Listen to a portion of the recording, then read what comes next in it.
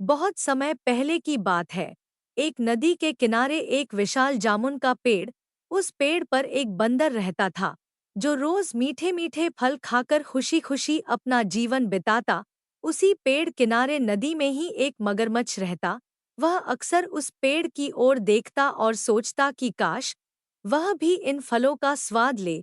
एक दिन बंदर ने उसे देखा और दयालुता से जामुन नीचे फेंक दिए। मगरमच्छ ने उन्हें बड़े चाव से खाया और इस तरह दोनों के बीच दोस्ती हो गई। वे रोज बातें करते, हंसते और जामुन खाते। लेकिन जब मगरमच्छ घर लौटा, तो उसकी पत्नी ने उससे पूछा कि वह इतना प्रसन्न क्यों है। मगरमच्छ ने उसे बताया कि उसने आज बहुत मीठे जामुन खाए। पत्नी यह सुनकर बहुत लालची हो गई। उसने सोचा कि यदि जामुन इतने मीठे हैं, तो निश्चित ही उस बंदर का दिल और भी मीठा होगा। उसने अपने पति से कहा कि उसे बंदर का दिल खाना है। मगरमच्छ बड़ी दुविधा में पड़ गया, पर पत्नी के आग्रह पर उसने बंदर को अपने घर खाने पर बुलाया। भोला बंदर उसकी पीठ पर बैठ गया और दोनों नदी पार करने लगे।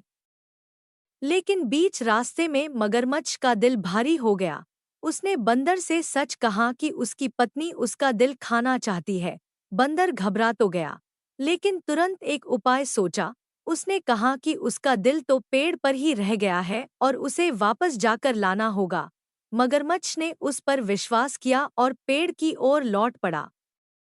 जैसे ही वे किनारे पहुंचे, बंदर फुर्ती से पेड़ पर चढ़ गया और मगरमच्छ को डांटते हुए कहा कि उसने अपने सच्चे दोस्त के साथ धोखा किया है और अब कभी वहां न लौटे। इस प्रकार बंदर की बुद्धिमानी और चतुराई ने उसकी जान बचाई।